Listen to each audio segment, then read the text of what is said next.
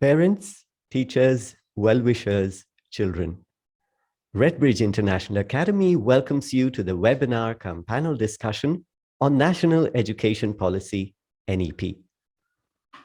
Just like in a buffet, you choose onto your plate only the delectable of dishes. We have chosen for you this panel, the choicest of luminaries for you today. Principal, RedBridge International Academy, Mr. Christopher Anthony Brown.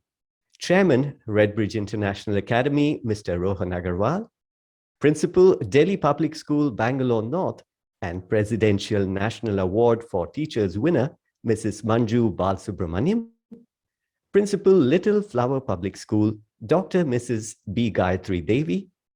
Director, Manga High UK, Mrs. Ritika Subhash. And your moderator, CEO of D Bright Minds, Mrs. Deepali Bhagat. There you have it, a melange of intellectual minds with in-depth experience in the educational sector right here under one virtual roof. A hearty welcome to our panelists. RedBridge has inculcated community outreach even in its children, be it in the ICSE, the Cambridge IGCSE, or the International Baccalaureate IBDP curriculum through ongoing activities in the school. Last year, they were a part of RAHI, Rise Against Hunger India initiative, and the IBDP children engaged themselves in several weeks of teaching the nearby government school children English. RedBridge was among the pioneers in taking up online teaching, and as an extension of this pioneering spirit, for the past several months, the school has been organizing webinars on current need of the hour topics, including homestay issues during the pandemic, presented by noted psychotherapist, Mrs. Namrata Navalkar. COVID-19, Curiosity Answered, presented by popular pediatrician and fellow of the American Society of Pediatricians, Dr. Manu Chowdhury, and social media platforms and children's interface, pitfalls and frauds to beware, presented by popular youth entrepreneurial icon and Modi ji's social media advisor, Mr. Devang Dave. And here we are today, bringing in not just one, but several experts for a panel discussion on the national education policy, its scope, implications, and way forward for educationists. Before I pass on the mic to the next speaker, here's a brief peek into our panelists. Our moderator for the evening, Mrs. Deepali Bhagat, CEO and founder of D Bright Minds. She is a seasoned edupreneur focused on providing cutting-edge technology-enabled solutions to kindergarten, schools, and colleges. Having strong relationships with over 300 schools, she has personally trained over 20,000 teachers and 100,000 students. She serves as an advisory board member for several schools and was a member of KSQAO, Karnataka State Quality Assurance Organization. She has around 2 decades experience with Educational Initiatives Incorporated, being with them since its inception and being a part of their core team. On behalf of RedBridge, I welcome Mrs. Deepali Bhagat. Mrs. Ritika Subhash. She's the director of Asian Schools for Blue Duck Education Limited, alternatively mangahigh.com, a London-based education technology firm specifically working in the field of building math and logic skills in children in primary and secondary grades. She has had a decade's experience in the education technology sector and has implemented online, personalized math learning interventions across the socio-economic strata. Welcome to the panel, Mrs. Ritika Subhash. Dr. Mrs. B. Gayatri Devi, Principal, Little Flower Public School. And in her own words, she is a principal with unconventional principles. She is currently very active with the ICSE Council. She's a member of the CISCE Board Standing Committee on Examinations and was the principal coordinator for CISCE Sports and Games. She is an executive committee member of the Association of Schools for ICSE. She has been the inspector of CISCE schools for over a decade. She was a convener for ICSE examinations in Bangalore South and was the secretary and treasurer for the Karnataka Association of ICSE Schools, KISA. She is the recipient of the De Rosio Award, which is one of the highest honors bestowed by the CISCE for exemplary service. She has won the Appreciation Award for the 57th ASISE Principals Conference 2014, recognizing her service as the EC member. And in recognition of her outstanding leadership, she was handed the ARA Memorial Award in 2014. Welcome, Dr. Gayatri Devi.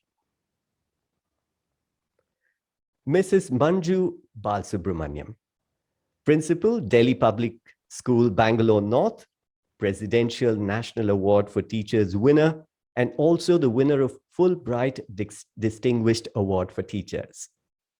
Paraphrasing her own words, she sees herself as a keen, lifelong learner, technology enthusiast, and above all, a passionate teacher. For her, every day is filled with new possibilities and opportunities, and she finds herself exploring newer areas of learning and teaching continually. A voracious reader, she enjoys reading and sharing stories. Traveling to different corners of the world has enriched her knowledge and understanding of international mindedness.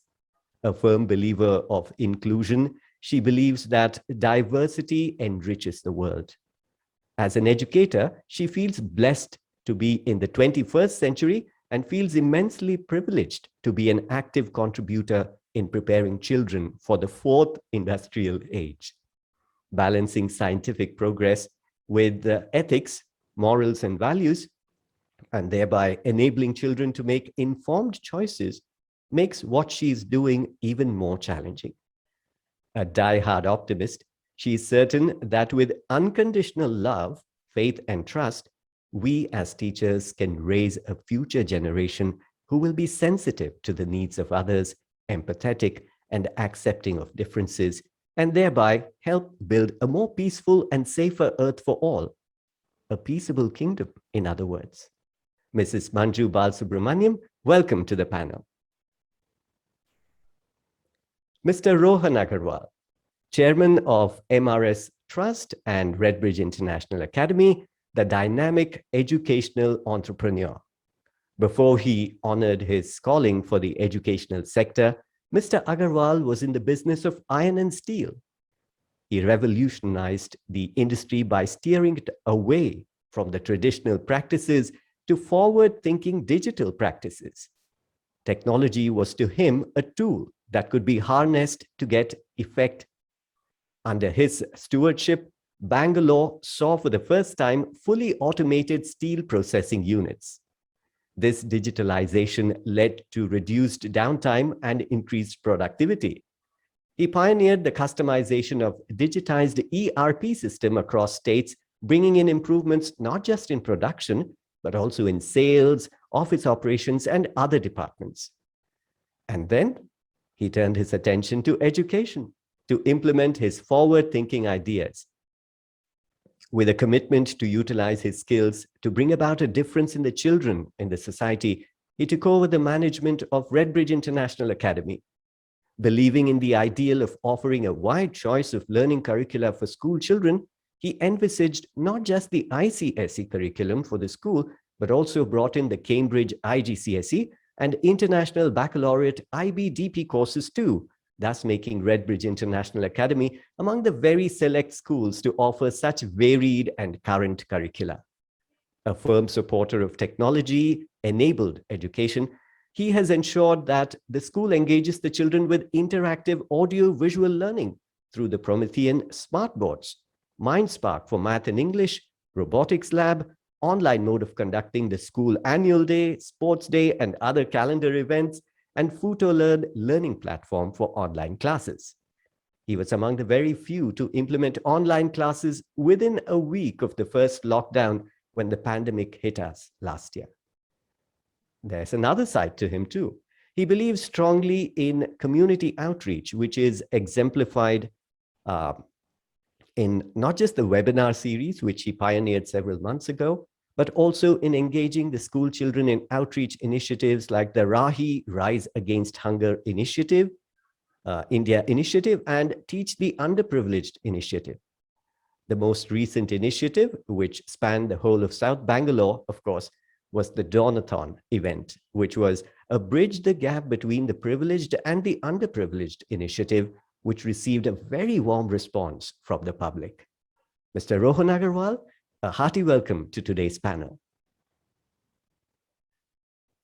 Mr. Christopher Anthony Brown, founder, principal, and educational consultant of Redbridge International Academy since its inception in 2013, and versatility personified.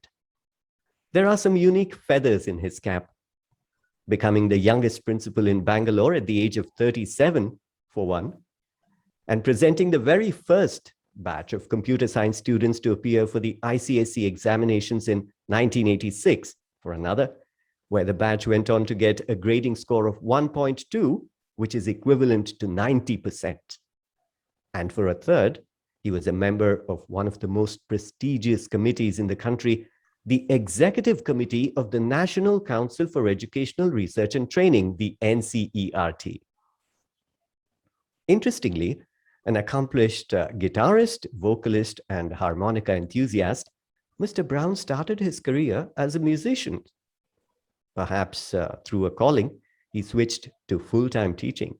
This was way back in 1975 when he started his career as a teacher. He taught math, physics, and computer science till 1991 when he became the headmaster. Soon in 1994, he was appointed the principal of the fabled FAPS, Frank Anthony Public School, Bangalore.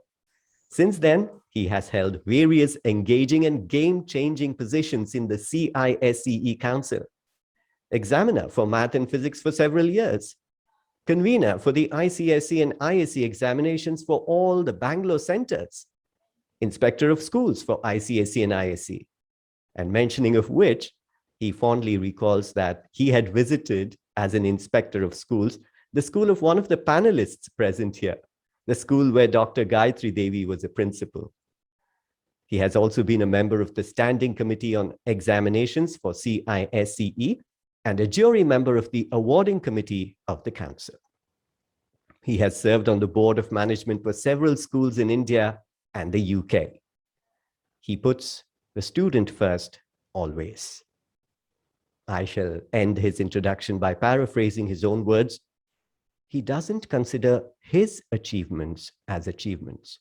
Rather, to him, it is his students' achievements that are achievements in the truest sense. When one of his students, Aditi Ashok, represented India in golf at the ongoing Tokyo Olympics, and just this morning finished fourth, missing the bronze medal by a single stroke, Mr. Brown was moist-eyed. Dear sir, my warm welcome to you. So that's a brief peek into our esteemed panelists here. I now request Mrs. Ritika Subhash to present some key points related to NEP. Thank you, Mr. Raghavendra. Am I audible to everyone? Yes. Lovely. And thank you for that wonderful introduction. It's an honor to be in the presence of such esteemed panelists, and thank you to the Redbridge team for arranging this. I think there's going to be a lot of good discussion. Some points that are going to come out that will be of benefit to the teaching community as well as parents here. So without any further ado, I'm sharing my screen for a very brief presentation. If I can just be confirmed that my screen is visible. Yes, ma'am. Okay. Super. Let me minimize this.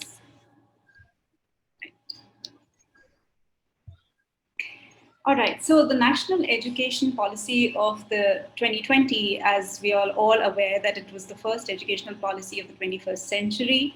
The previous policy that came out in 1986 paid a lot of emphasis on inclusive education, education for all, compulsory education for every single child. And this policy of 2020 also aims to address the same issues of getting compulsory education, but quality education, as well as addressing many growing developmental imperatives of our country. As we are all aware, India is a very young nation. In the next 10 years, in the next decade, we are expected to have a very significant demographic dividend, which means that we are going to be the youngest country, country with the youngest workforce, which also creates opportunities as well as concerns if that workforce is not prepared for the jobs of tomorrow, for the needs of tomorrow. And this is something that the National Education Policy of 2020 aims to address. So when I was going through the National Education Policy, when it came out, and also I've been referring to it in the past 1 year, we have completed 1 year of the launch of NEP, I believe on July 29th it was. One thing that came out very starkly in that particular document over and over again was the fact that the document focuses on the all-round development of the humanness of every individual child. This humanness aspect, or this aspect of focusing on the person as a whole, a child as a whole, I think is something very unique to this document. It also upholds a lot of principles that we have in our constitution. And it also looks back at what has been the kind of loopholes in the education system. So for example, the first two that you see here, the first two goals that are quite clearly laid out in the NEP is the building the foundational capacity in literacy and numeracy. As we're all aware, India has struggled in both these aspects. And the PISA tests and the ASER tests that have been going on for the last decade have sort of revealed this over and over again. In the PISA test, I believe India was on the 72nd position out of 73 countries that actually took the test. We beat only Kyrgyzstan. So it was quite a dismal performance. And since then, we haven't retaken the PISA. We are supposed to be taking it this year. Along with that, the ASER test that keeps happening over a couple of years has shown that children in grade 3, grade 5 are able to, only 50% are able to attempt, language questions of grade 3. So at least 2 years behind their age level and their grade level in literacy. And it's even worse in numeracy, especially with things like subtraction, addition, just the basic numeracy and arithmetic skills that India as a whole is lacking. I'm not saying just India in the cities, but overall in the suburban areas, everywhere, cumulative effect is that the numeracy and literacy is something that has been lagging. And that is something that is very clearly addressed and acknowledged in the NEP 2020. The third point, which was again, it was repetitive and it came over and over in the document, was building higher order cognitive capacities. Again, this is flowing in from the fact that the kind of problems that our children are going to solve 10 years, 20 years down the line, whether it is climate change or it is pandemics and epidemics, all of these things require a multidisciplinary approach and not just siloed approach, which we've had, in the past in our education system. So to actually marry all of these together and to ensure that there is, cognitive capacities of every child getting built and developed and nurtured, and also to ensure that they are solving higher order problems rather than simply focusing on rote memorization, is again something which is, which is an underlying goal of this document. A very interesting, the fourth point, which is the social, ethical, and emotional capacities. I think this point also came out, very strongly in the NEP. And I think it is a very important point because artificial intelligence, machine learning is going to overtake a lot of the menial jobs that currently, there is employment for.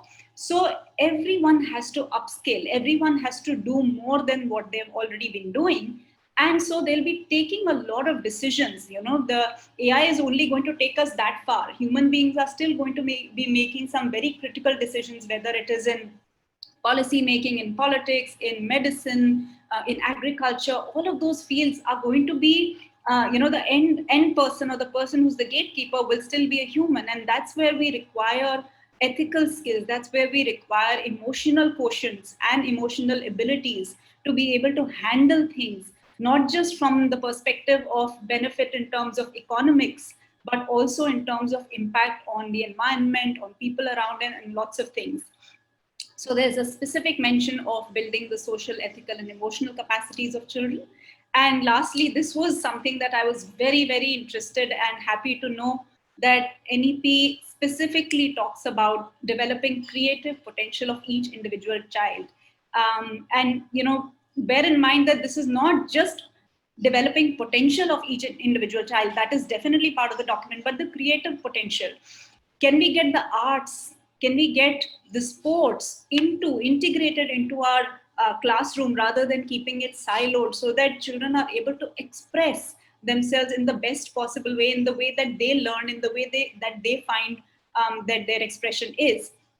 So to have that, and to be, to have the NEP talk about it over and over again, I think that was something that, came across very strongly to me personally.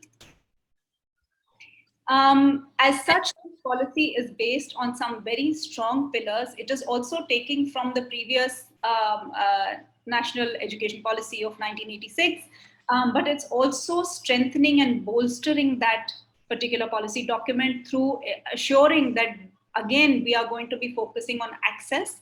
And by access, we mean, of course, not just in the cities, into rural India. We are looking at equity. So whether it is gender-based equity, it is socioeconomic equity, education has to sort of be there for everyone. There has to be a level playing field for every single child to be able to excel and perform through our education system. Quality is again something which gets a very heavy mention in the National Education Policy, whether it is teacher quality, whether it is infrastructure quality, or the quality of technology that we implement. I think everything it's really raised the bar of what we've been doing. That's how I perceive this document, and I'm very hopeful that when schools start aligning to the principle, it won't happen overnight. And even 1 year, I feel, is a little bit too early to do a check-in. But I think it's also very important to do these regular check-ins so that we know that we are in the right direction. But quality is again something which the NEP talks about. Affordability, and I think this is something which the pandemic has actually accelerated in terms of making sure that everyone has access and equity, has affordability in terms of cheaper network connections, cheaper data available, cheaper phones available, so that they are able to access more and more knowledge and information. And lastly, accountability. Of course, when there is a lot of structure being provided to schools, there is also the element of accountability as to what is happening with the kind of grants or funds that are provided by the state and the center. So I'm going to be discussing some key features of the new National Education Policy. Again, it is a very, very comprehensive document. There are certain elements about 3-language policy and things like that, which I'm sure many of the panelists will cover. But I wanted to give a very basic overview. I know that many parents here may not have had the opportunity to go through the document. So my idea here is to give you, an overarching sort of view of what the document talks about. And then through this panel, through this discussion, and through the questions that we are going to be answering, we will address each of these individually. So the first thing which the document talks about is teacher support. And the reason I'm starting with the teacher support is I believe teachers are pivotal to the success of this National Education Policy. At no point has the document mentioned that teachers work may be reduced, or teachers' importance may get reduced because of introduction of technology. In fact, it's the other way around. There is a huge portion of the NEP which talks about how to get a very systematic professional development system for, prepare that for the teacher. So teachers are supposed to be doing 50 hours, a minimum 50 hours of curriculum or their continuous professional development, the CPDs. There is a proper structure which would be given so that there is due respect and honor to this profession of teaching. There will be a system where their own career path and their own career growth will be planned out so that they feel empowered to stay in this particular role. And the technology that should be implemented in the schools should also be done for the purpose of supporting teachers, not to add more burden to them. So it has to be for the benefit of the teacher, who is again at the core of making this a success. The second portion of the NEP, the second portion that it focuses on, is recognizing, identifying, and fostering the unique capabilities of each student. Now, this again, it's quite a handful if you think about this, but I'm glad that the document actually talks about individual students, about personalized learning and the importance of it, rather than the fact that we should have more number of students and all of that. So it talks very clearly that the teacher pupil ratio should be maintained at least to 1:30, and we are, at least schools should try to move towards that if they are not at that position currently.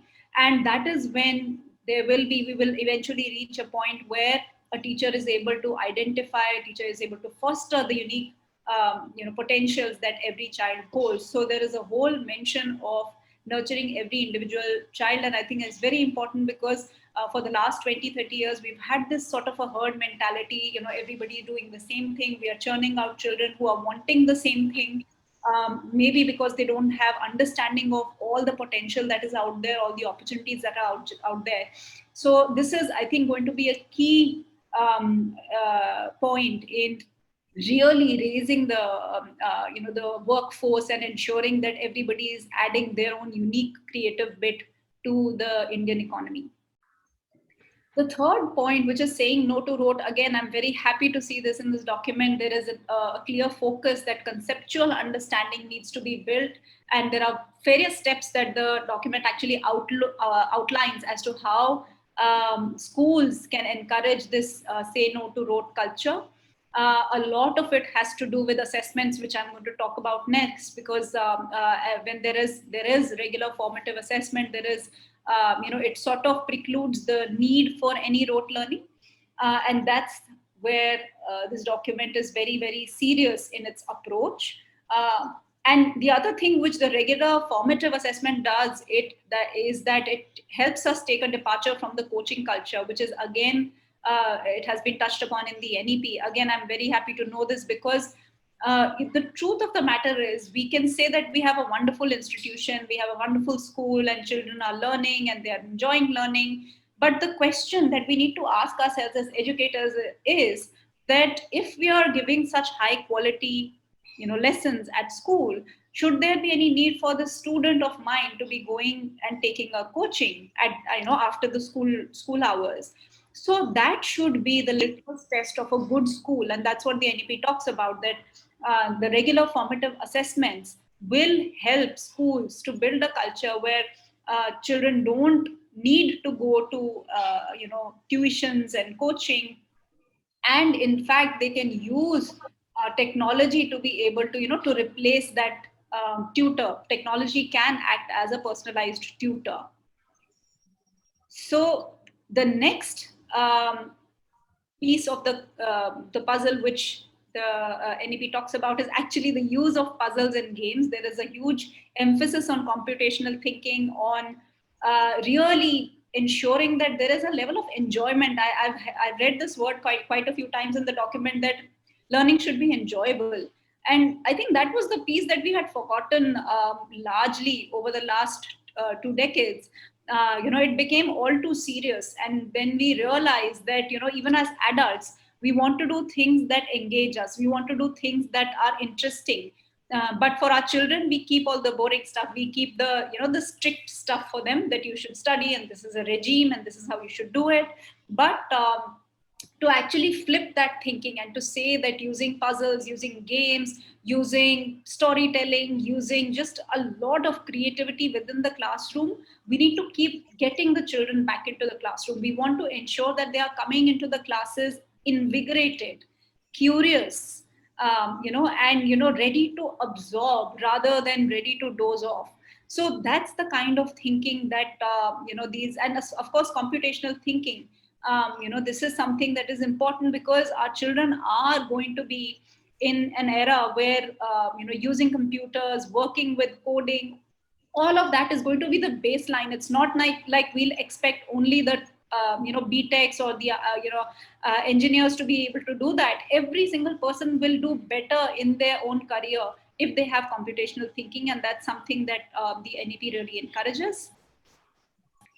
The next part of the puzzle is extensive use of technology as a medium of teaching. I think this is something which, again, like I said, COVID has accelerated, and I'm glad that the NEP puts a lot of emphasis on this. It's not just use of technology, but extensive use of technology in every arena of running a school, of teacher management, of student engagement. Everything will have to have that underlying theme of being connected with technology, because of ease of access in terms of what you do with that data, how you build on it, how you improve it, documentation, everything will slowly move there. So this is something that the document talks very extensively about. And lastly, tracking student progress. I think this is, again, it ties into a lot of these things. It ties into regular formative assessment. It ties into nurturing every individual's potential. It ties into using of technology. So the idea that AI-based softwares for year-long progress tracking have to become a norm. There have to be systems that will have to be put in place so that children are able to track their own progress, not just teachers, but students should be able to see that I was at point A, I needed to be at point B, I'm here, how much more I need to work to cover that delta. So all of that, empowering the student through technology, empowering teacher through technology, I think it's quite a powerful document, if I may say so. And I think it's got the heart is in the right place, and now we have to see and also hear from the educationists as to what they think is doable, how much of it is still aspirational, and so on and so forth. And lastly, I'm going to leave everyone with this pedagogical change. I think a lot of confusion is there around this particular piece. We'll come to this, of course, in the panel discussion as well. But essentially, the 10+2 system, the pedagogical system, which was in place for the longest time, has now been changed to this new structure, which is 5-3-3-4. So essentially, in the 10+2 structure, which started at age 6, or you could say grade 1, it sort of ignored the early childhood, the early learning of children in the age group of ages 1 to 5. Now, the very interesting thing is that this document has mentioned that from the psychology perspective, from the development of a child, from the neuroscience perspective, a child is most absorbent of information and knowledge, and they are like a sponge in the ages of 1 to 5. So why do we not actually talk about that age group in our education system? So from age of 3 years onward is when the new education policy says that the school should start focusing, and there has to be a continuous chain. So the first 5 years are called foundational years.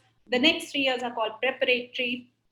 The further next 3 are called middle pedagogical level, and then the secondary, which is your grades 9 to 12.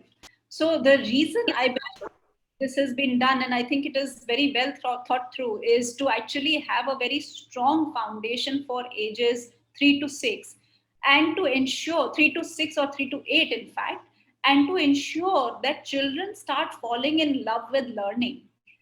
The most amount of dropouts, so because I have worked a lot in the demographic of government school children or children of migrant laborers, you understand that the biggest disconnect that can happen in this age group when they're young, when they start feeling that they are not nurtured or cared for enough. And So that's the age, I think the foundational age being, there, and teachers are getting trained to be able to handle the psychological needs, the developmental needs of children in that age group. I think that's going to be fantastic. Same with the preparatory and middle. So in the preparatory, there will be some introduction of books. Before that, it's mostly playway method, mostly, just children interacting with their environment. Preparatory will be a little more experiential, but also, with some textbooks being added.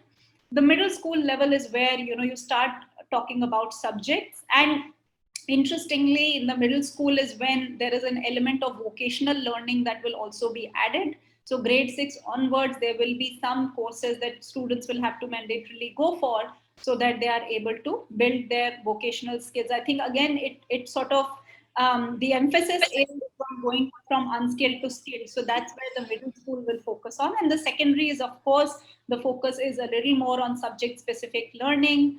Yet there is an element of understanding what the child wants to do in their career. I think that's a very, very critical piece, because this is the most confusing time for, it's teenage. There is obviously a lot of adolescent issues, but also what to do in my career next. So there is a certain focus on the NEP that which talks about really nurturing children, understanding their potential, guiding them in the right direction in this secondary stage. So I'm going to pause here. I've talked about the brief overview of the national education policy. So let's hear from the panelists. I believe I can hand it to Ms. Dipali Bhagat to actually take this forward, because she'll be moderating the session. I'm going to be stopping my screen share here.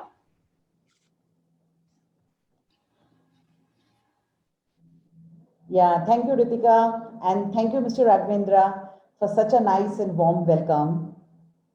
Ritika, if you want, you can log off. Yeah, thank you. And good evening, dear parents, dear my friends, my teachers, my dear students. And I must thank Almighty with all my gratitude, with humble submission, that this is a tough panel, because we have so much of rich expertise here.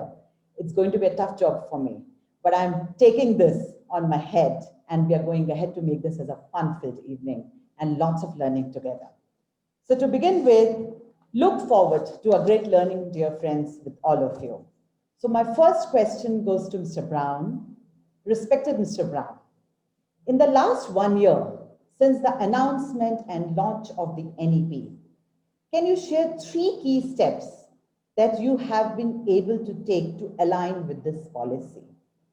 Do you feel that international schools such as yours are better prepared to implement the policy's intent and aspirations?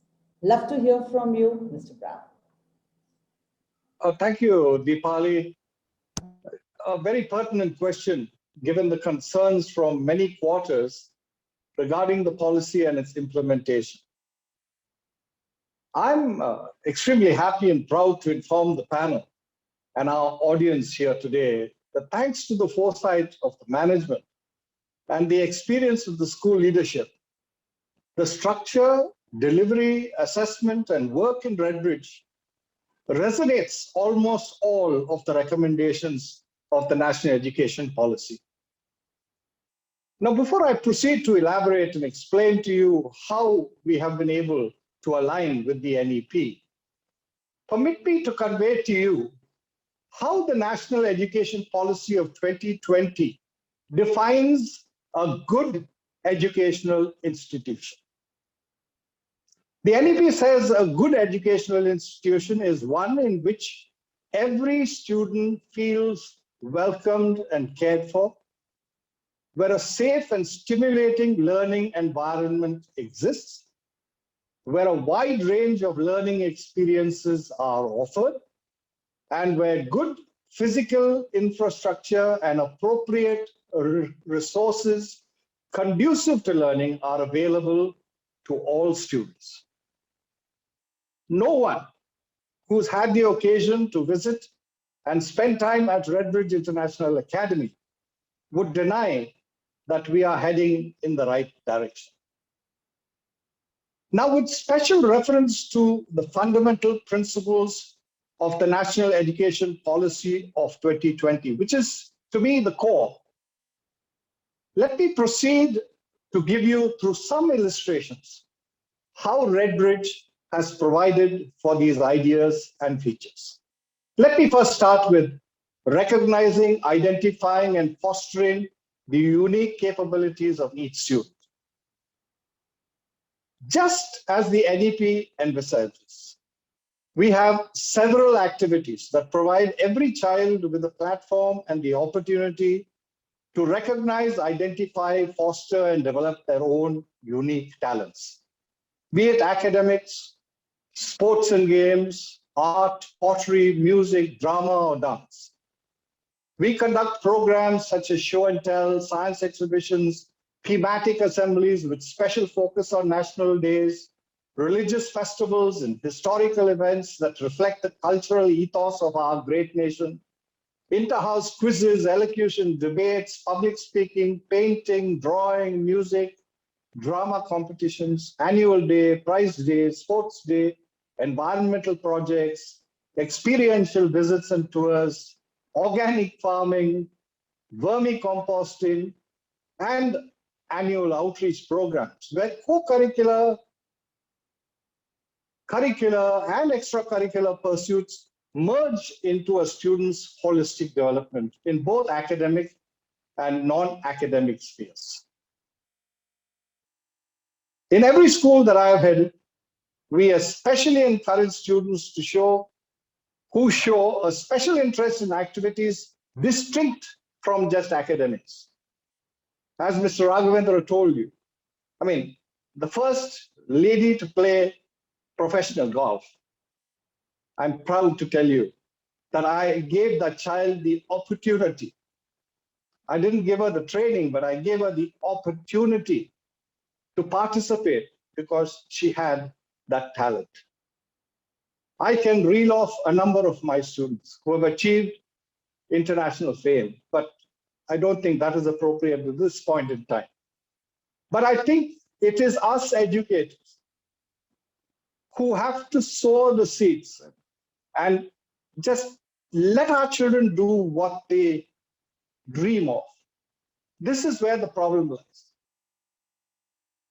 And I have found that the staff that we appoint should be multifaceted personalities. Whenever I conduct an interview, I'm not just interested in what subject they teach.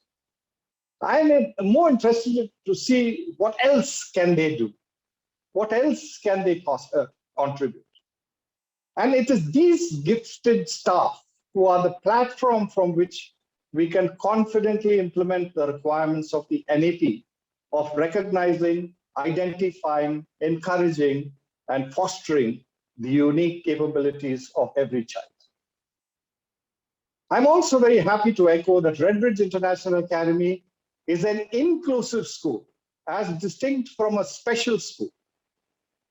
We at Redbridge have always strongly believed in equity and inclusivity, the very essence and cornerstone of the National Education Policy of 2020, where every child is given the opportunity to thrive in the educational system. It also gives me immense pleasure to report that many of our RTE students are among the ranks in the respective classes. And our special children are well adjusted to an inclusive setup, and they are doing remarkably well too. In Redbridge, the highest priority is given to achieving foundational literacy before grade 3. All classroom interaction and learning is conducted using the time-tested and unique activity-based approach, where children learn core concepts through their own experience rather than by rote learning. If one visits our Facebook page, you will be amazed to see the number of activities that are conducted almost on a daily basis, particularly in the pre-primary classes. In grades pre-nursery to grade 2, children are exposed to an alternative learning platform called Wings of Words, or WOW. which aims to equip and engage, empower children in speaking, in listening, and in reading and writing skills. The beauty of the program is that it also promotes sound values as alongside building effective language and communication skills. It attempts to make children more sensitive and more caring individuals with sound values by evoking their conscience, guiding them to distinguish between right and wrong, and providing them to make ethical and moral choices. This is again reinforced in life skills classes conducted in grades 1 to 5, another key recommendation of the fundamental principles of the NEP 2020. We also have other programs like MindSpark Math, Manga High, where children learn mathematical concepts through an online gaming platform, which is another recommendation of the NEP 2020. The uniqueness of this program is that a student, say in grade 3, who is still unsure about concepts that he or she should have acquired in, say, grade 1 and 2, can be permitted to work from grade 1 and 2 and make their way up at their own pace. This is incredible, using technology in the classroom. I must emphasize here that it is because of the management that these programs are available to the children. And all these programs, each one of these special programs, are completely sponsored by the school management. Now, coming to formative assessment as opposed to summative assessment, as again recommended by the NEP 2020, we use it as a diagnostic tool to improve learning outcomes. Every year, and since the year 2016, the students of Redbridge in grades 3 to 8 appear for a formative assessment review through a program conceptualized by Educational Initiatives called ASSET, Assessment of Scholastic Skills Through Educational Testing. Now, ASSET is a skill-based test that measures students' conceptual understanding and benchmarks the school's performance at international, national, and regional levels with actionable insights through easy-to-understand reports. It tests where the students have really understood and does not test their memory or recall of facts. The beauty of the test is that apart from providing a feedback of the individual student's performance, it also contrasts the responses of the students with his or her peers and the classroom across several sections. They were therefore providing very valuable insights into how well the class as a whole performed, which in turn reflects on how well the concepts have been taught by the concerned teacher or teachers. It helps the institution and the teacher focus on key areas that need improvement so as to further improve the skill set of the entire student community and the quality of instruction across all sections, and very importantly, of the school. And here, I must sincerely thank Deepali, our moderator. Thank you so much, Mr. Brown, for hearing your views. You, ma'am, introduced me to this wonderful diagnostic assessment tool several decades ago. Thank you so much. Thank you. Today, ASSET is on the lines of NCERT and CBSE's SAFAL, which is a structured assessment for analyzing learning that NEP 2020 proposes to conduct in grades 3, 5, and 8 to provide diagnostic information about students learning to schools. You were far beyond your time, Ms. Deepali. Thank you so much. Thank you, Mr. Brown. Thank you for such words and you're sharing your expertise. Would love to hear Mrs. Manju now on her rich experience and the rich journey that she has done all along. Mrs. Manju, respected Manju, the question is to you now. The NCERT will prepare National Curriculum Framework for School Education, NCFSC, based on the principles of National Education Policy 2020. What are some of those changes that you are looking forward to, which will have a significant impact on the quality of learners and citizens that our educational system is producing. Over to you, Manju. Thank you, Dipali.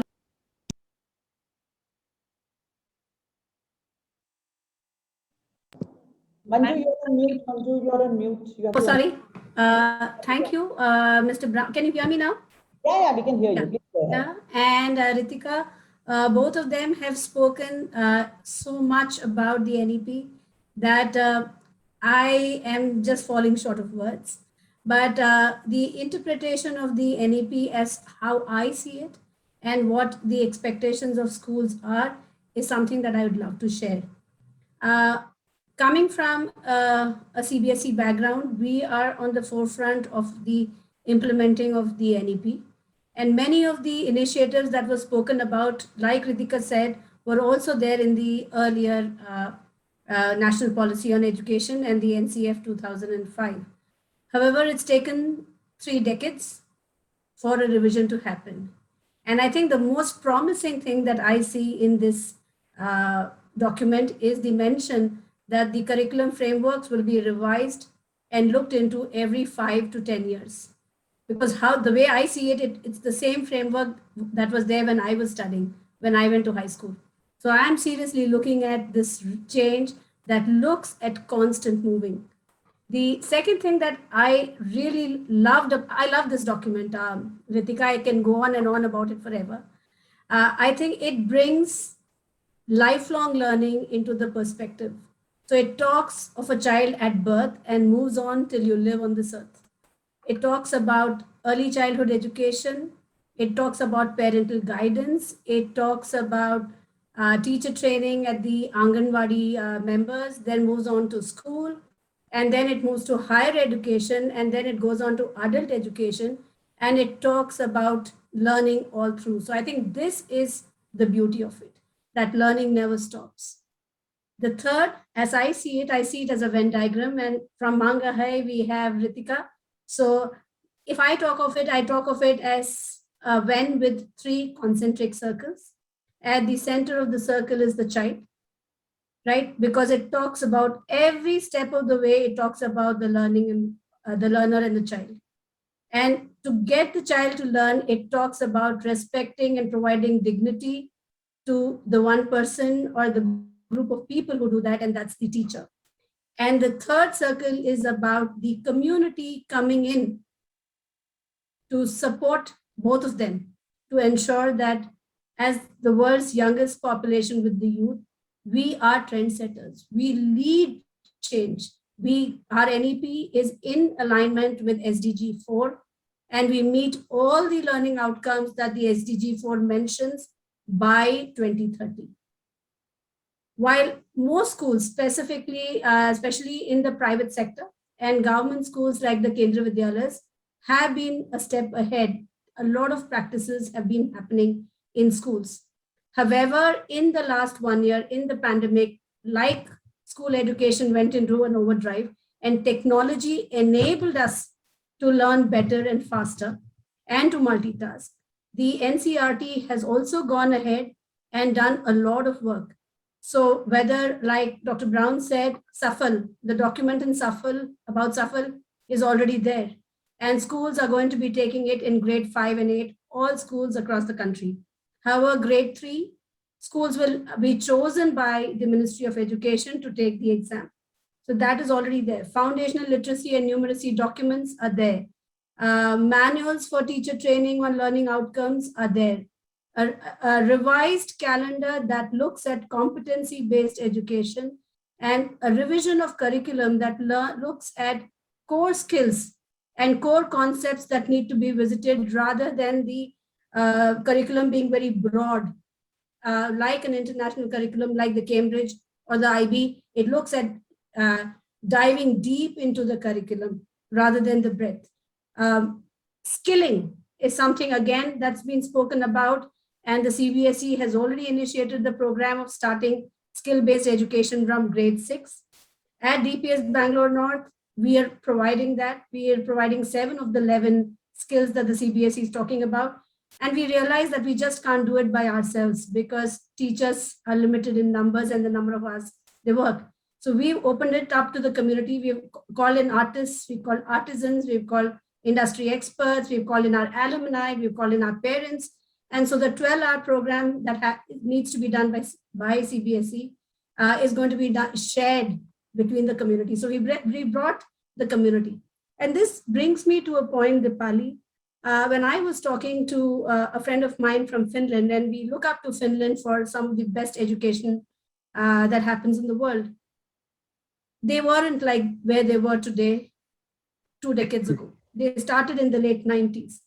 And when they started, they were given a 3-year window for all schools to settle in and to adopt this kind of active learning pedagogy.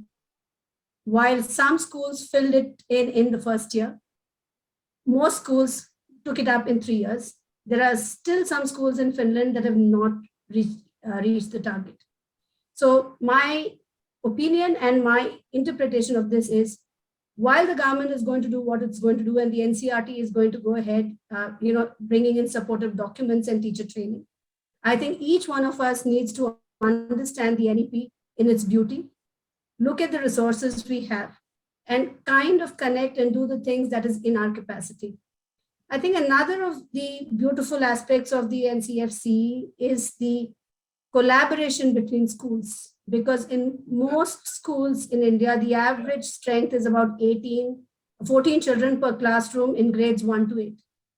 The NCFC is talking about clubbing these schools together. The Karnataka government has already started it, and it's called the Karnataka Public Schools, where you have K through 12 schooling. So you're bringing in schools together. The second is you're also creating collaborative hubs where teacher resources and infrastructure resources and other resources related to teaching and learning can be shared between schools. And one of the finest examples that I see around me is amongst our schools in Bangalore. We are 5 DPSs in Bangalore and 1 in Mysore. We have opened up our learning in the pandemic to each other. And not only have we done it for ourselves, we've also gone into rural Karnataka, and we are supporting the learning of schools in Bagalkot and Bijapur who would like to learn with us. And this is at no cost to the school. We're teaching 30 students in our class, we can have 10 more. And I think that is the beauty of the NEP, of allowing for collaboration and sharing to happen. I think the document on the National Curriculum Framework for Early Childhood Care Education is something that we must look into in detail, because that age group, like Ritika said, has been neglected for very long, when you know that is the phase that you have maximum learning. The other beautiful aspect of it is it's defining of gifted learning for the first time. We've never spoken of gifted learning in the Indian context. It was always the children who were struggling or the students who were marginalized because of disability or geography or socioeconomic reasons. But this time they're talking about the gifted and talented, which is great. I also love the, no physical barriers that's coming up, which is great, that children have a greater choice. And this is the American system coming into play, saying that, my child can choose subjects and my child can move into advanced progression if she or he is talented and gifted. And so if this translates into credits to college, I would be delighted for that. And the word inclusive has taken on a larger dimension.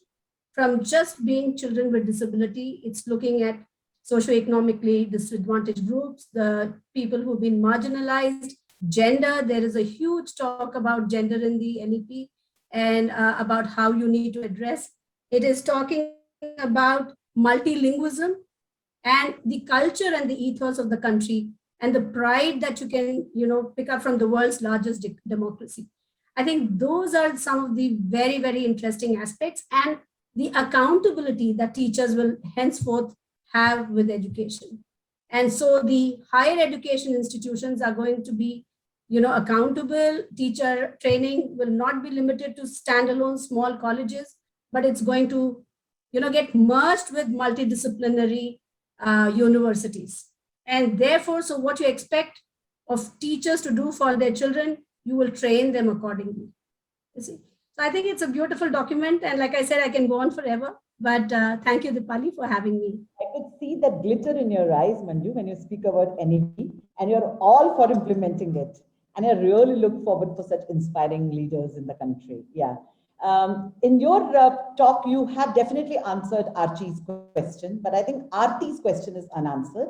So if you could just take a minute extra and can answer, does NEP have any guidelines or changes that can affect students with SEN? As of now, we are going to be following the Peoples with Disability Act, which has been modified, and the SEN needs will be catered to that. And the mindset of the government is extremely inclusive. So it talks about the NEP being very inclusive in every step of the way. So if there are more disabilities that get added up because of the RCI input or the PWD, Persons with Disability Act, that would be taken up for sure. I am sure that is going to happen. There are always cases that have not been listed, but in case there is a special child who suffers from a rare genetic disorder and has, is unable to take the exam, the board, I can speak for the CBSE, has always taken account of it with the necessary documentation from the doctor, and special provisions have been provided. So we'll look forward to any changes, but as of now, it will continue with the recommendations that are there. So though the framework is very beautifully designed, Manju, but as you have rightly put it across, we all have to be quite hand in hand in getting it truly implemented in our schools and in all our education institutes. Thanks, Manju. I'll visit you again. Till then, I would hear Dr. Gayatri Devi. Respected Dr. Gayatri, welcome to you. Very good evening. Looking forward to this interaction. Yeah, so I would love you to share your expertise now on the floor of the house. You have spoken about your school's vision. I did listen to some of your videos to change a dependent mind into a proactive mind in a happy and relaxed atmosphere. Do you think the NEP factors in wholesome development of children through arts, sports, and storytelling can be instrumental? Will these be treated in silos as separate subjects or integrated into classroom teaching as well? Would like to hear your views on this. It's raining very heavily over here, and hence probably I am having a couple of network issues, and probably my audio also would be a bit low. I hope I've heard you right.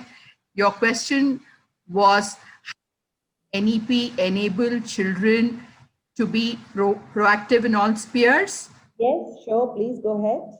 Yeah, okay, fine. Yes. Fine. So it's wonderful to be a part of this August panel over here, especially Mr. Brown being around. So I need to think twice before I speak, because he comes with a vast experience across all your genres, and it is indeed a challenge for me to be a part of this panel, but I definitely assure that I'll try to do justice to what I'm doing. Yes, the country woke up to NEP, and there were mixed reactions across the country. It's not that everybody has embraced NEP. NEP has its challenges, and we as citizens of the country need to see as to how NEP will unfold in the years to come. The central government themselves have given over a decade's time for all schools to implement it and see how, we have to understand that we have different kinds of schools in our country. We have different kinds of boards as well in our country. So the prominent boards, yes, of course, first would be the state boards. So the Karnataka state has its own education department. The Tamil Nadu has, Andhra Pradesh has, Maharashtra, West Bengal. Every state has its own board.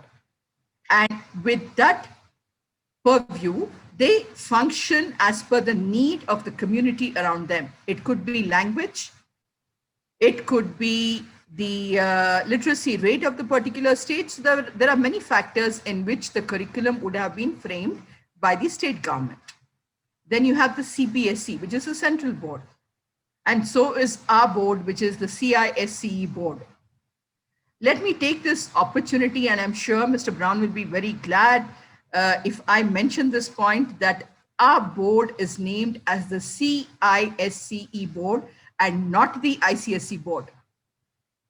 Board is Council for the Certificate Examination, and this board provides two different levels of examination.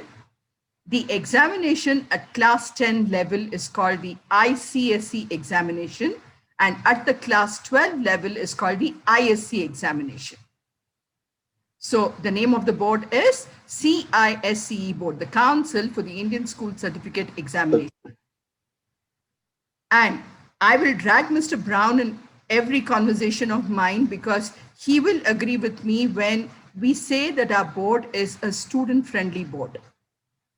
Probably our board was one of the pioneers in introducing project-based learning. Our board was the first board to introduce internal assessment. So why has project-based assessment been in place? Why have internal assessments been in place? Just for the fact that the board does not believe in rote learning. The board emphasizes that it is a student board and hence does not believe in putting undue pressure on the children. The subjects that the board gives is divided into three groups. Group 1, which is a compulsory group, wherein you have English language, literature, second language, history, civics, and geography, or social studies. So these are the subjects that come under group 1, and these are compulsory subjects. In group 2, there are a host of subjects where the child needs to select only 2 out of the 10 or 11 options that the board gives. So in group 2, you have mathematics, you have science, you have economics, you have technical drawing, so on and so forth. So for some reason, if as a school, we analyze that there is a child who has issues in learning science, who has issues in learning mathematics, has challenges with numbers, we counsel the parent, and the child can skip mathematics and go to a next subject of his or her choice. That's what NEP is talking about right now. Similarly, under group 3, we have application-based subject, hands-on experience. Under group 3, we don't call it as, but we call it as computer application.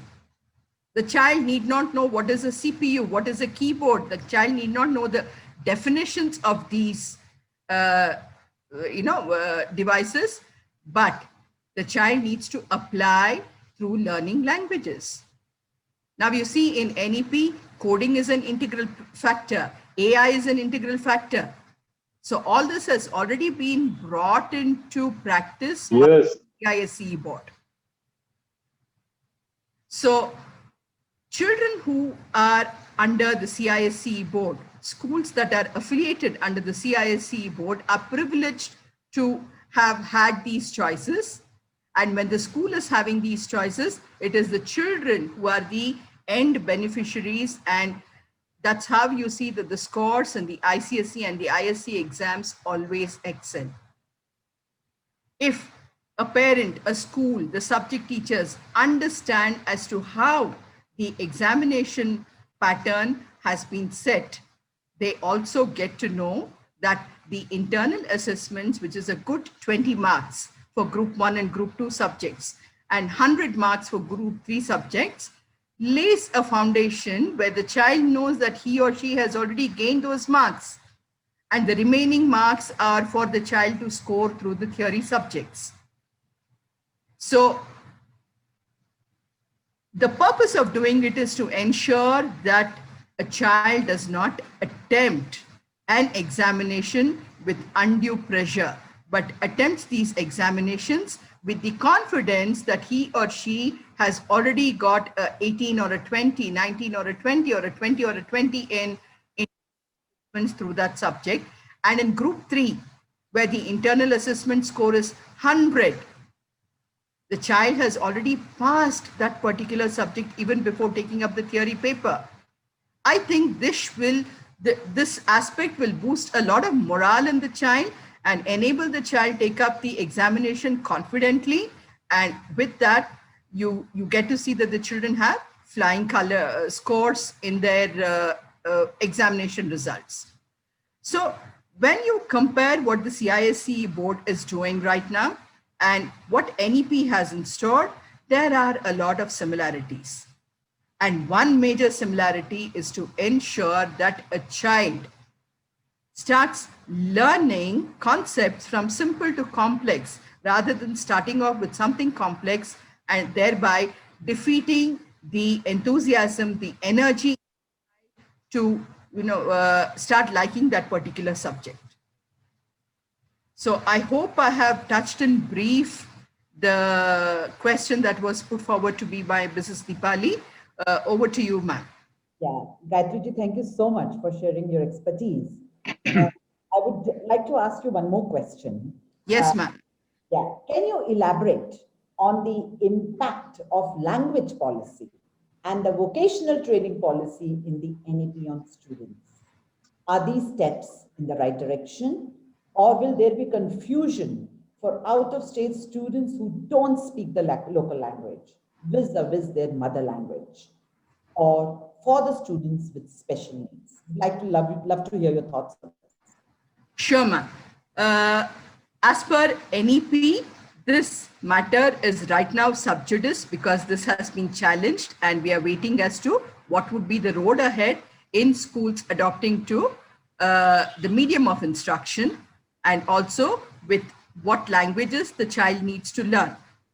But having said that, as a teacher, as an educationist, I do believe that the primary years are the years where a very strong foundation needs to be laid for each and every child. Now, let's take the incident of Bangalore, people living in Namma Bengaluru. Bengaluru is known as a cosmopolitan city, right? A person who comes in from Tamil Nadu can comfortably converse in Bengaluru because most of them know Tamil. Similarly with Telugu, with Hindi. You know, if you're staying in an apartment or a neighborhood, you have people who are multilingual. And a small child picks up all these languages with ease because what you see, what you hear is having a long-lasting impact on a child's life. So, and probably maybe because if the child constantly is listening to his parents, his relatives speaking in a particular mother tongue, probably the child's foundation in understanding a particular subject in his or her own mother tongue might have an additional weightage. But having said that, we are all, Mrs. Deepali, Mr. Brown, Mr. Agarwal, everybody, when we have gone to school, though our mother tongues have been different, our medium of instruction has been English. We had the flair to pick up the language at that particular age, though for us, none of us were speaking English at that juncture. So I think a child's mind is like a sponge and ready to absorb what has been put forward to him or her on a platter. And language or the medium of instruction should not be a barrier for a child to absorb what is required for that particular age, is what I personally feel. May I just come in for a minute? Yes, Deepali? sir. Yes, sir. Deepali, the faster we, get rid of this parochial approach to languages, I think we would move ahead more rapidly. It pains me that I'm an Indian, may not be now, I'm a British citizen because of circumstances. But believe it or not, we have, for many, many, many years, we are a recognized Indian minority. And our mother tongue is English. But why till today, English is not considered a native language. I understand the word native, but why is it not considered a native language? And why isn't it included in the 8th schedule? I mean, it is a tragedy when so many states in the north, the regional language is English, but English doesn't find mention in the 8th schedule. I mean, this is our strength. This is our strength, but for some reason, you know, this parochial approach is causing, you know, a lot of heartburn. And this somehow, somewhere, someone has to get it right. I remember the great Mr. Frank Anthony fought so many cases. But for some reason, till today, and it really saddens me, that this is the view of a language that, I mean, we all love and talk about Shashi Tharoor, but but you know what I'm trying to say, and it is really a tragedy. And I think things will set right if we just you know move this beautiful language into the 8th schedule. Thank you. Ali, may I also come in just to add to what Mr. Brown said? Welcome. Mr. Brown, thank you for bringing in that, because I think even those of us who were, you know, born in a different part of India to parents speaking a different native Indian language, many of us, you know, think in English. English is our language of understanding and expression. And therefore, to have English as a medium of instruction is very important. And at the CBSE, you know, the Progressive Schools Association in Delhi has taken this up very seriously, saying that, and the NEP also doesn't talk about removing English as the subject. No. It doesn't. And the second is, even now when the SAFL exams are going to happen, it's going to be English and the language of the state.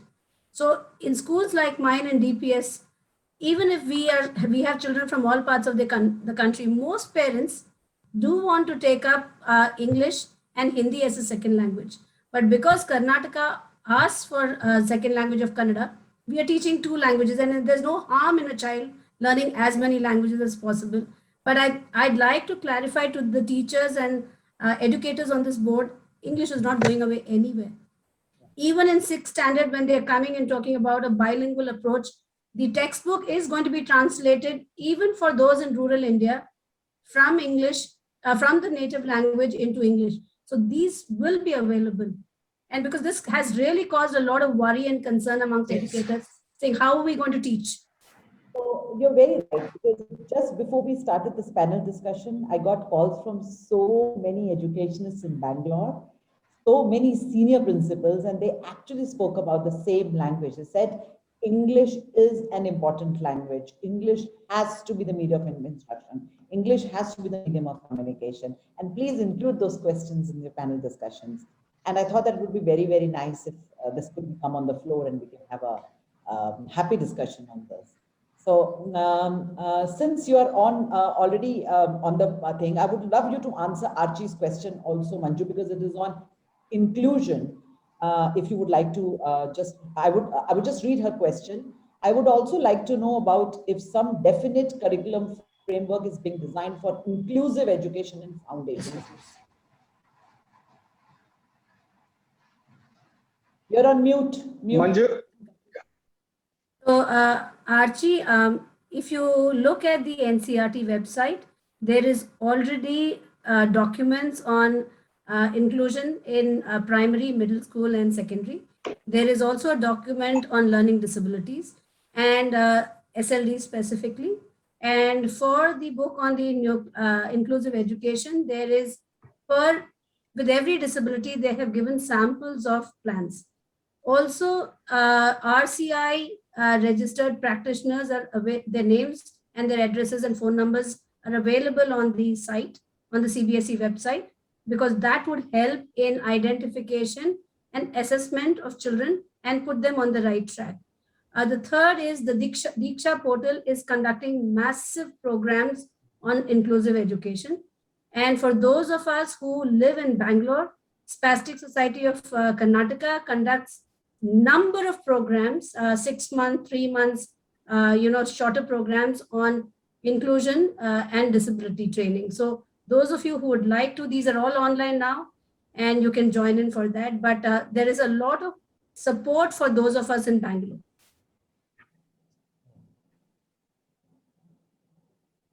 Yes, you also asked if there is pre-primary particular with children with special needs, and if you're looking at specific learning disabilities, we don't label the children as young as 3. We just let them be, and we are observant, we provide the necessary support, but we don't send them for assessment so early.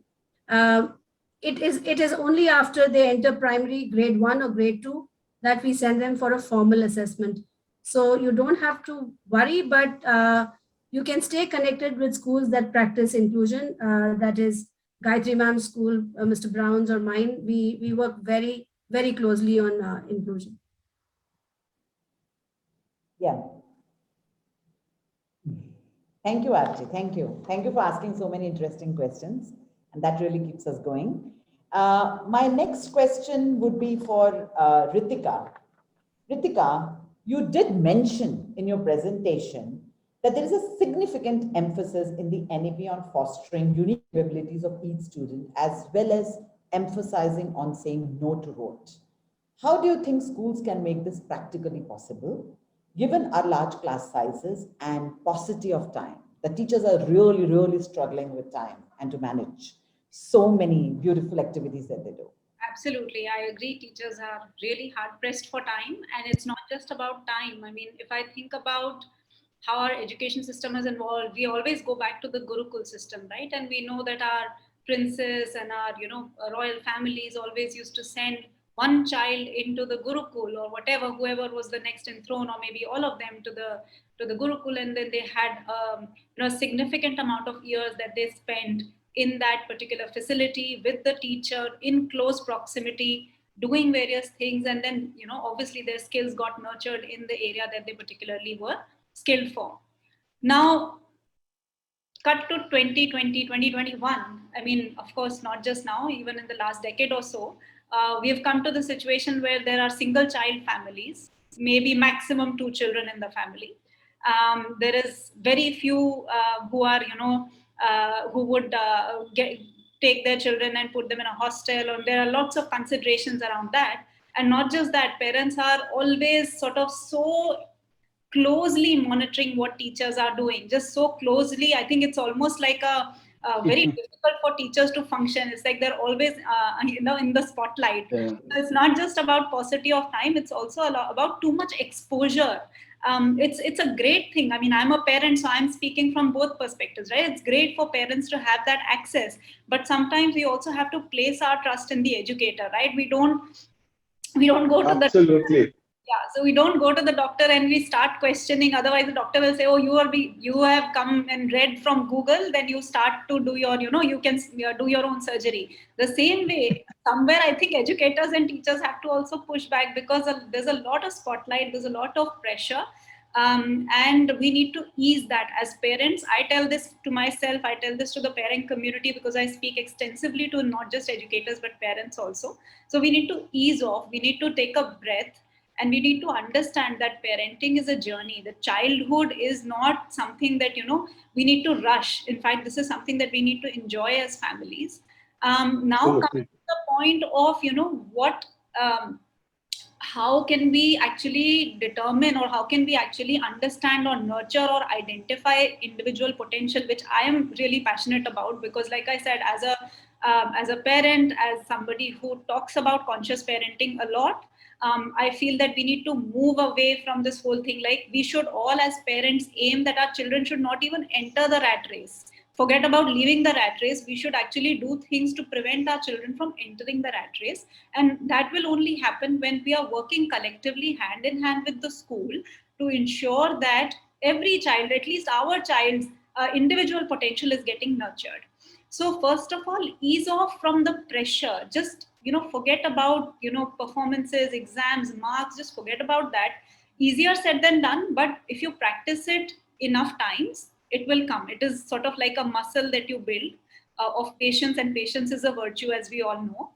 So that is the psychological thing that we can do as a community, as educators and parents. Now, practically on the ground, how can we aid teachers to identify individual potential?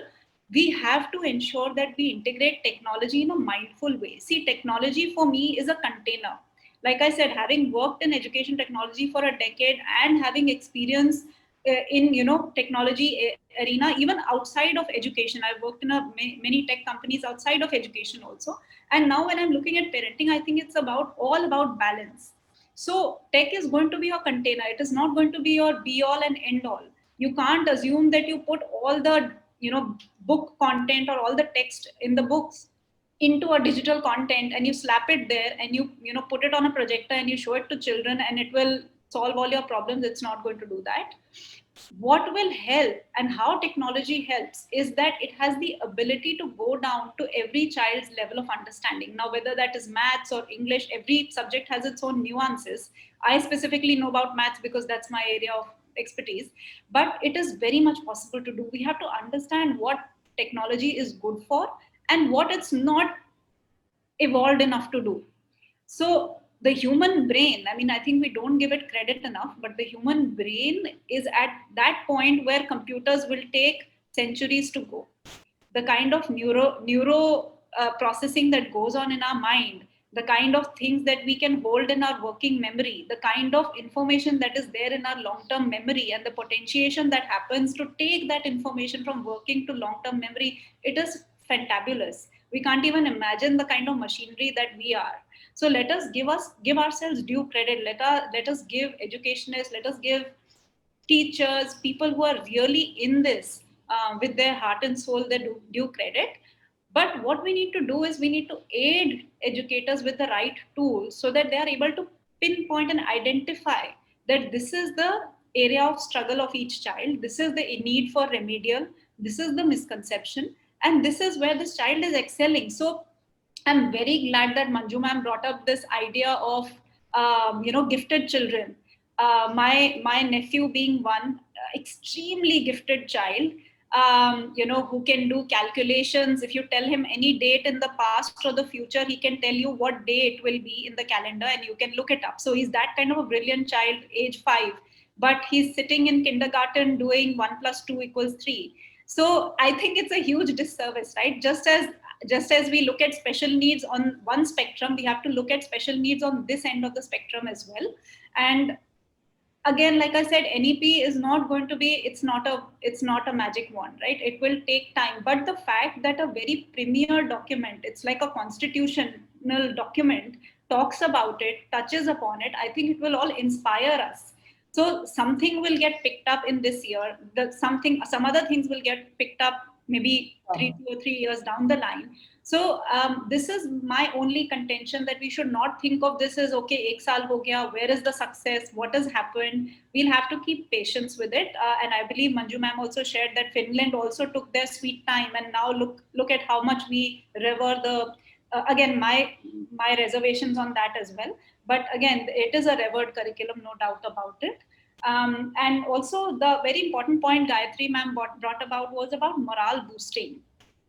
So when we are talking about nurturing every child's potential, we have to first, build their confidence. I think that, sometimes we expect too much from children and then they fall off the bandwagon. And that distinctly happens with maths.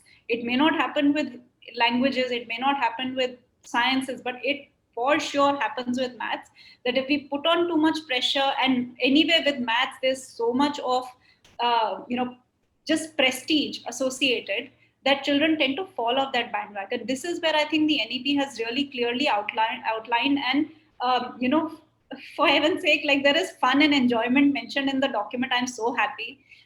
This is really what we should have been talking about all along. So coming to the same question, that we will have to work in a way that we use technology that aids the teacher to understand every child better. Please do not expect one teacher standing in front of 40 children to know at every point in time where each one of them is struggling. It's just not humanly possible. the teacher can be the guide, but they need tools, and tools are what we need to leverage to the best of our ability. So Ritika, today I could actually hear our mother talk more than an educationist and more than an edupreneur. I could really hear that voice, and I was so happy that you brought it on the table, because these are burning issues, especially for the gifted learners, parents, with that we had nothing defined so far. And now I really see it being defined so well. And then there is a happy feeling. If you really go through the document, it brings in so much of happiness and so much of joy for an educationist when you go through it. Yeah. So thank you, Ritika. Manju, one last question to you. Though Mr. Brown and Dr. Gayatri did touch upon the assessment piece, Mr. Brown spoke at length, but I would like to take your view. So what would be the underlying principle for assessment of students according to the NEP? Are teachers, schools, and parents prepared to implement, receive, and understand the 360 degrees progress report? How are you preparing for this change at your institution for the various curricula that you handle? I know because you are an assessment queen and so am I. So I thought it would be nice that all of us, Mr. Brown loves assessment, so does Mrs. Gayatri, and all of us are assessment people. So I thought that would be nice to rediscuss this topic, because NEP really talks a lot about it. And I would also like to hear Mrs. Gayatri's and Mr. Brown's view after you put across your views. And you're on mute, Manju. Thank you, Guy. Thank you, Dipali. I think no learning is complete without assessment. I mean, you need to know where the journey is going. And from moving away, like Dr. Gayatri and Mr. Brown said about formative assessments, and continuing ongoing assessments rather than just summative assessments, all of us in all boards across the country have come a long way. What the NEP talks about is more of diagnostic testing that happens earlier on rather than wait for grade 10 and grade 12 to tell a child that you're not making it to the mark. You see, so bringing in these key stage examinations that they call either in the US, in the UK, or in other countries, they have other names, at grade 3 to see at what level of literacy and numeracy is the child and the school. Where is the child with other members of the school, within the school, in the district, state, and national level, gives us time to build on the child's gaps before the child comes to grade 5. And I think that is the spirit we need to look at these assessments, rather than making it learning to the test or teaching to the test kind of a module, because these can't be tested. The other thing is SAFL very clearly says that when we do this testing at grade 3, it is going to test the competencies and skills of grade 1 and 2. So there is no teaching that you can do to take this exam, right? Similarly, 5 will be 3rd and 4th, and 8 will be 6th and 7th. And therefore, while you're looking for consistency in children's performance, you're also looking at consistency in teaching learning practices, where teachers use this information. And again, I'll come back to ESSET. ESSET has been giving us this information for all the years that I have been in DPS Bangalore North, since 2004. And if well used, this is huge resource. To move the system from assessment of learning to assessment for learning, And I think that really now NEP talks about, as Mr. Brown also highlighted. And I'm really happy to note these changes. And are we ready? I think yes. Everybody who is invested in learning wants children to learn for the joy of learning and for the development of their skills. Children would be most happy to be assessed just not by the teacher, who is human and can have biases. We try not to, but could be. But also to take feedback from other stakeholders. So there's a huge impetus towards self-evaluation and peer evaluation in assessment. So as a group, and like Dr. Gayatri spoke, we're all practicing problem-based learning, project-based learning, where there is collaborative work, there are well-defined rubrics which are given to children right at the beginning, so that they know where they stand when they get a particular score, and they can, articulate that very well. I think everyone who's invested in learning would love this opportunity for a 360 feedback on themselves, not only children, but also teachers. At DPS North, we have a 360-degree feedback for teachers from everybody. And I must say, teachers have been very open to feedback coming from either students or parents, because that helps you improve. No, So I think you're welcome. Sorry, I just want to cut in here. I want to add to that point. I think Miss Manju was talking about assessment for the faculty as well as for teaching. The entire faculty system that we have at the school is extremely important for us. At least we believe that if you don't have the full circle drawn out, then you're not going to have that improvement. And when you start doing that assessment, you start having accountability of the system that you have created for the students, and hence in return making the process better for yourself. And it can become then an iterative process rather than just a definitive process.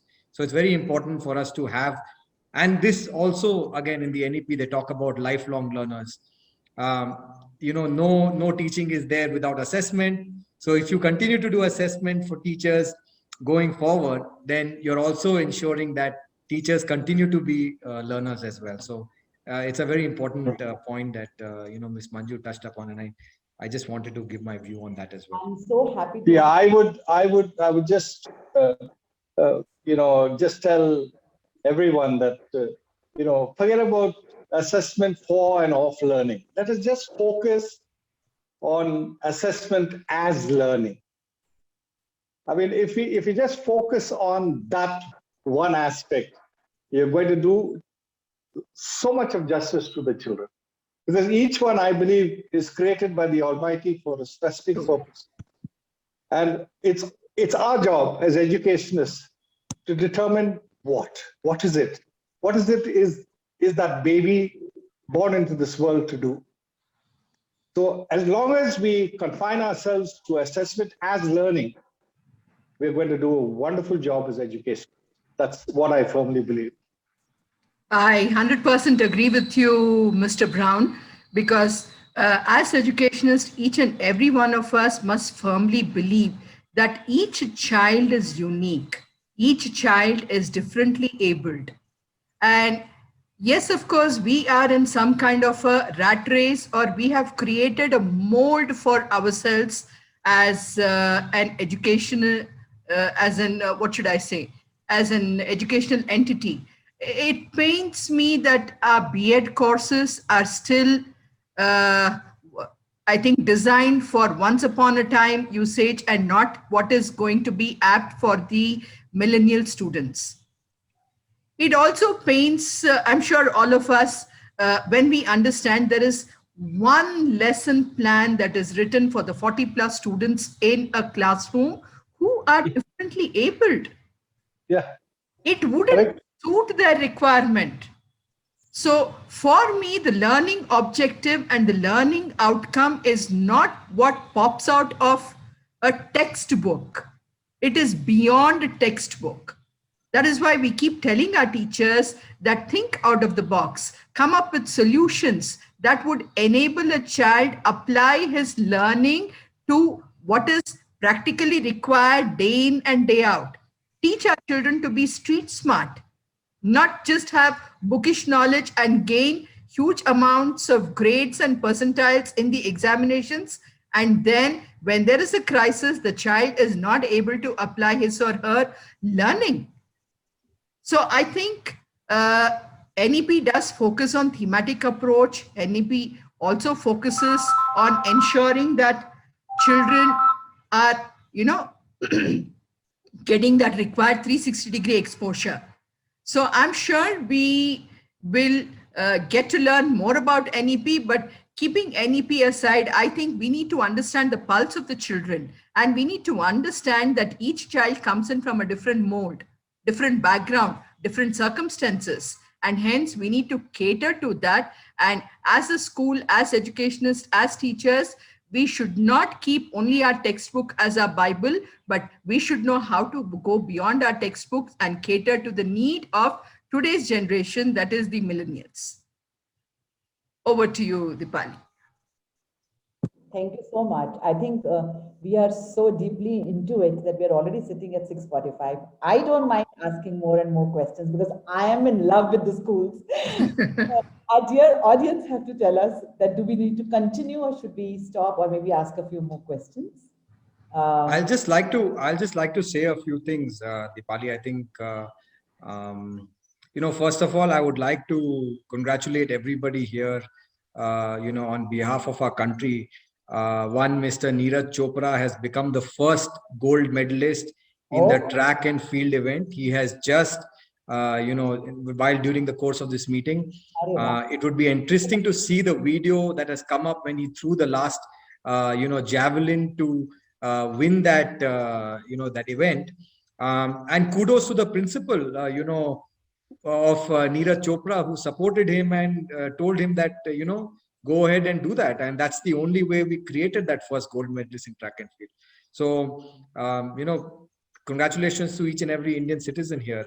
There are so many things, in the NEP that we have discussed, and there's so many things in the NEP that we would continue to discuss. But there are two things, which I think some of our panelists have spoken about, and I just want to sort of highlight is, one is, I think Ritika was talking about the 3 concentric circles, the child, the teacher, and the community. Even if I break the community down and I look at just parents, this entire NEP document, it's extremely important for the parent community to be joining hands in this process of change that we have started. It's very easy for parents who are now in grade 8 or grade 9 or grade 10 to say that, this is not going to be a policy that is going to make any difference to me. Why should I be a part of the change? But they have to get actively, like every single student will, every single teacher will, every single parent has to be a part of this process. And the more and more our parent fraternity, like Ritika said today, and she's speaking very, from her heart as a parent, if everybody starts to see it that way, this will become extremely easy for us to do. There was a question somewhere in between asked about, the siloed approach to all the co-curricular activities and the sports that all our education systems have adopted, in the past. I think more and more education institutions are moving towards making that a holistic development approach, and rather than it being a siloed approach. A fine example that I always tell my parents, an annual day that you do at the school, or the exhibition that we do at the school every year, which we call show and tell, are just 2 prime examples of how your co-curricular activities or your sports or everything has become a holistic approach rather than being a siloed approach. More and more institutions who take part, in taking this forward is only going to help this process, which the NEP wants to start and get the ball rolling. Just one more point, where everybody now is talking about technology and how technology is going to be a big part of our classrooms. I think one other key factor in all of this would be the size of the classrooms that we have. We have to slowly start moving away from having 60, 70, 80 children in the classroom and start making smaller size classrooms, so that the individuality of every single child can be identified not only through technology, but the individual attention that the children are getting in the classes. I know Redbridge is doing it. We have taken an oath with all our parents that we are never going to have more than 20 or 21 children in a classroom, scientifically thought, and not just, for any marketing gimmick or anything like that. So it's extremely important for us to be moving towards, in that direction. When we were children, right, and we were in school, and maybe yours, and when Miss Manju was in classroom, or when Mr. Brown was in the classroom, not to say anybody's age, but if you raised a hand in the classroom, you stood out, and people took notice of you, and you were the identified as a person who was brighter than the rest. Today, with the technology that we have, everybody has the capability of raising their hands and answering the question that the teacher has asked. That is not going to be the parameter anymore to distinguish you from somebody else. Creating this individual approach, creating this unique approach to having every single child being taught slightly differently, is extremely going to be important.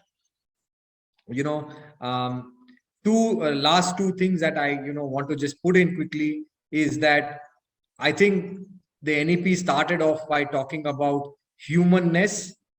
I think they should also add to that humaneness, because we have to coexist with the environment that we have, the animal kingdom, the flora, fauna, everything is going to be a part of our ecosystem, and we cannot destroy that just by and saying that we are humans and we can do that. If we start being humane, then we would go a long way to taking care of our environment.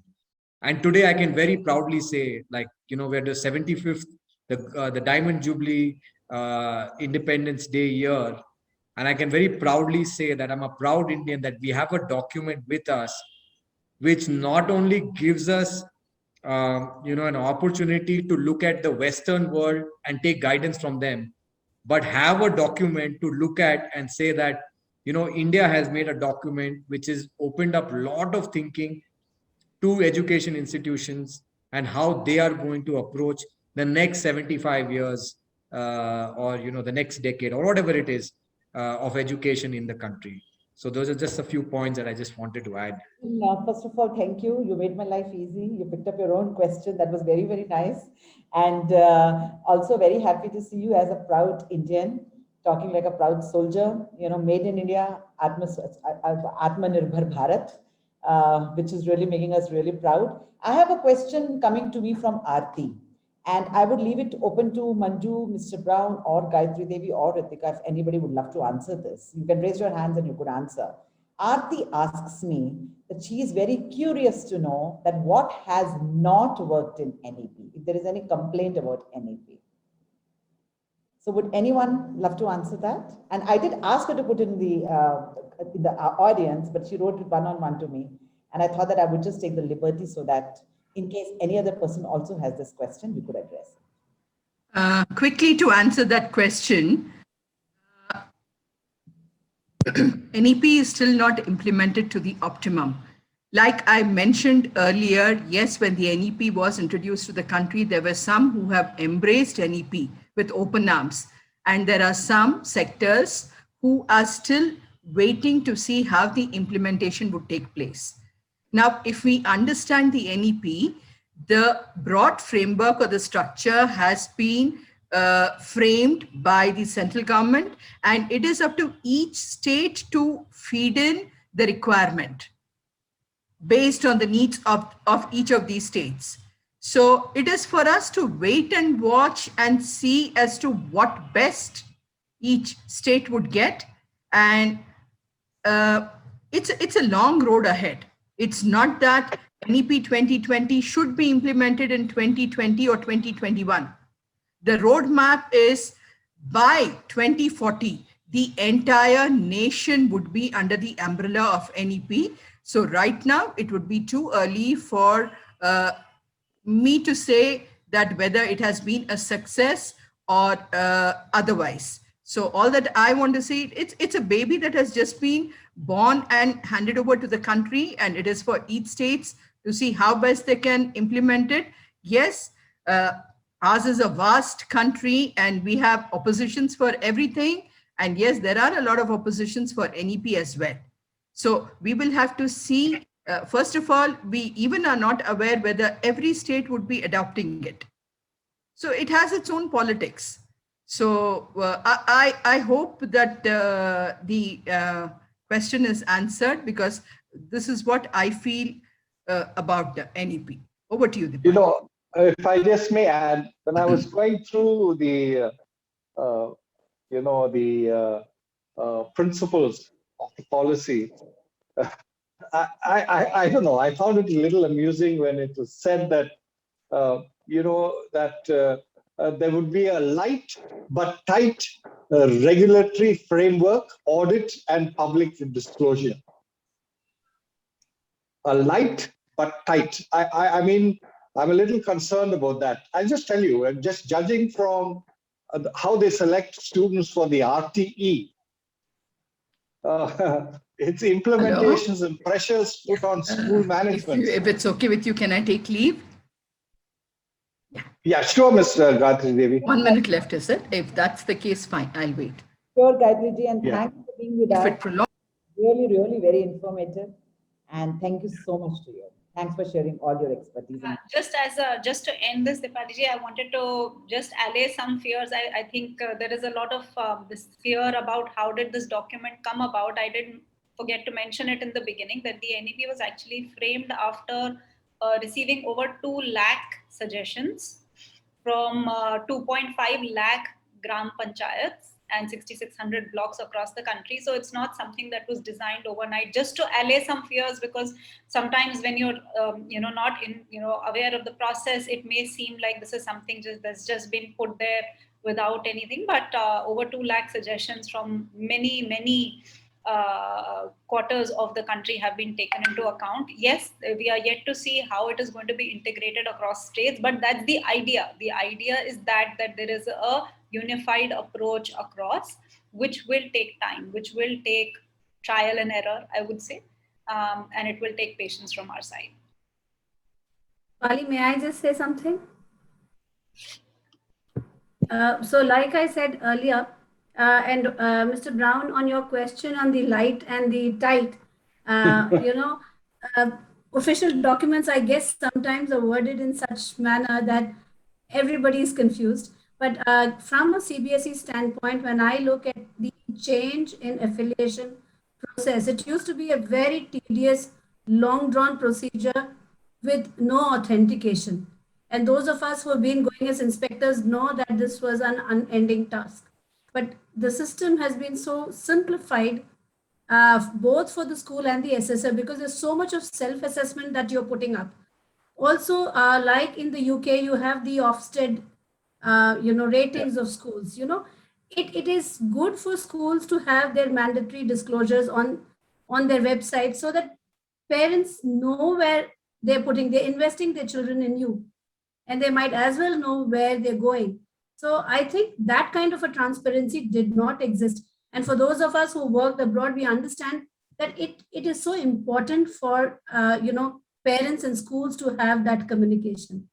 And the success or the failure of the NEP does not depend on governments, does not depend on politicians. It depends on each one of us as teachers. If we believe that every child is unique, we need to believe that each one of us is exceptional. And we have it in us to make a child's learning and journey as a learner joyful, meaningful, experiential, contextual, all the words that sound so cliched reality. So nice to hear this. I have a lot of questions coming in, but I would perhaps take the last one from Mr. Vikas. What will be the fate of preschools under NEP? Any one of you? What will be the fate of preschools under NEP? I think it will be beautiful, because this has been very unorganized. There has been no formal early childhood. And those of us who come from a private school background have always had kindergarten, and that's been a kind of feeder school. So there is a lot of structuring that happens. But again, it's very different. While someone takes a Montessori approach, someone else has another approach, the Waldorf approach. But I think something that is more structured and uniform will enable those who are not practicing it, and a lot of children who miss out on all the stimuli. And there can be parents who would say, I don't want to send my child till the age of 5 to school, might want to homeschool their child. And if this document is available for them with inputs from experts, it would certainly help the child. It would give more direction to children's learning in kindergarten. So yes, thanks, Manju. There are many questions. I think we have to. So just to add to what Manju said, I'm just reading the questions. Just give me a second. If any question is not attended to, yeah. So just to add to what Manju said, Mr. Vikas, there is not. It's a very, very happy preschooling under NEP. It's a happy university education, higher education, schooling. I think everything has been put beautifully under framework. But as Mr. Brown, Gayatri, and Manju pointed out, that it is still a long journey to go ahead. So I think all of us are contributors, you as parents, you as students, we as educationists, all the key stakeholders are really, really important to make this actually happen, which just look like jargons now, but they're very beautifully designed. So I would now request Mrs. Maitri Hegde from Redbridge to extend her vote of thanks to us. And if there are any more questions, I could give you my number. You could type to me. One more, I think one more question has come, maybe the last question. Okay. So if there are many more questions, and I think this is a burning topic, and this is so rich as a concept, and definitely need of the hour. So if there are any questions, you could write to me one-on-one, you could send me messages, and I shall definitely help you to get all the answers. But right now, I would invite Mrs. Maitri Hegde to extend her vote of thanks on behalf of Redbridge. Yeah.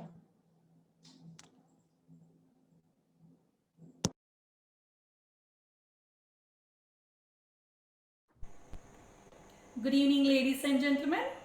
Before we bring the curtain down on this very successful and informative program, I would like to express my gratitude to all of you for your presence and contribution in making this panel discussion a great success. I sincerely thank all the panel members, Mrs. Manju Balasubramaniam, Principal DPS Bangalore North, Dr. B. Gayatri Devi, Principal of Little Flower Public School, Ritika Subhash, Educational Expert and Director of Manga High UK.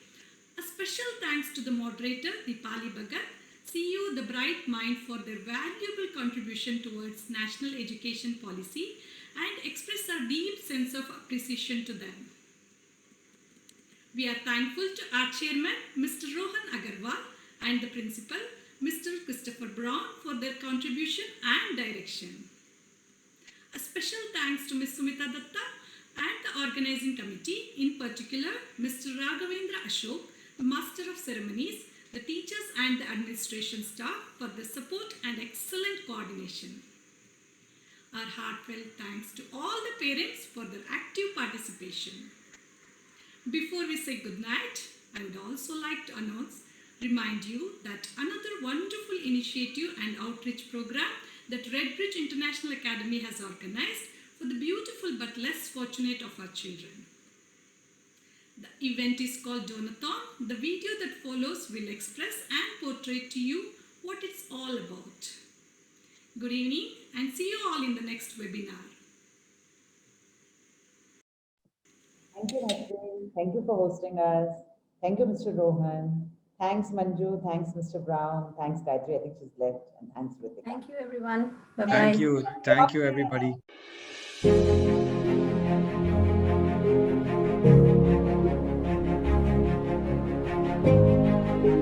Over 2 million children live on the streets,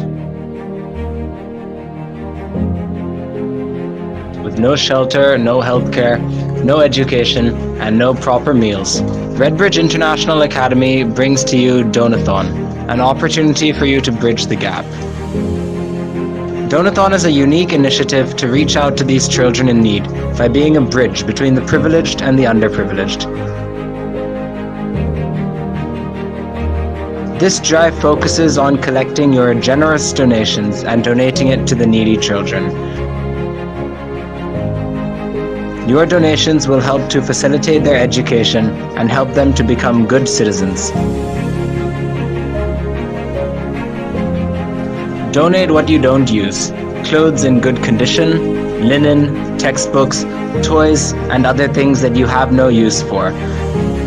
But these things are a distant dream to the underprivileged. Let's put a smile on every face.